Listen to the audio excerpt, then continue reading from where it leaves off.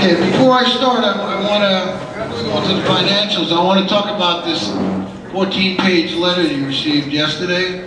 I want to fame some of our former managers and Barbara and Franco, two of our board members.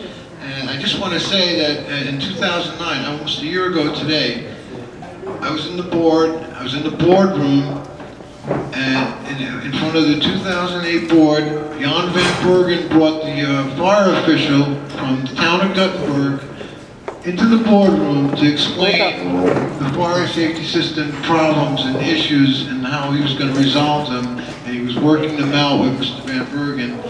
And he basically told us that the former manager, Andy, I won't say his last name because this is going to be on YouTube, basically lied to him, lied to a public official, falsified public documents, and hid a lot of the violations that we got in his desk, which were found after he was left. And this is the guy that was handpicked by Mr. Lerner to run this association, and as you know, Andy left.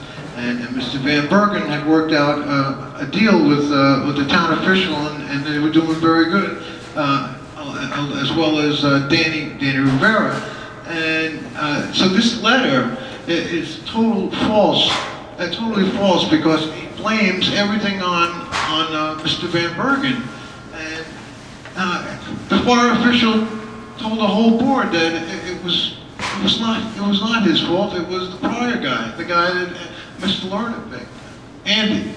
So I just want to straighten that out, man. I want to say that this thing must have cost us about $10,000, 20, maybe 20, and it could be used for a lot better things, like maybe fix the elevators or the driveway. I know Mr. Rivera told me that he could have fixed all the potholes in the driveway, and he proposed it to Lerner for $9,000, and Lerner rejected it, and that's why the potholes and all those dips in the driveway that people were falling are still like that because Lerner didn't want to do it. Okay, and the next thing I want to talk about is my association. A lot of false rumors going around. I'm not in bed with anybody. I'm an independent. I'm not in bed with Alan Ellinger. I'm not going to make him secretary if I get elected. I'm not in bed with Martin Auger. I was against the loan that Mr. Ellinger took. I thought it should have been voted on. I was against the second loan we took.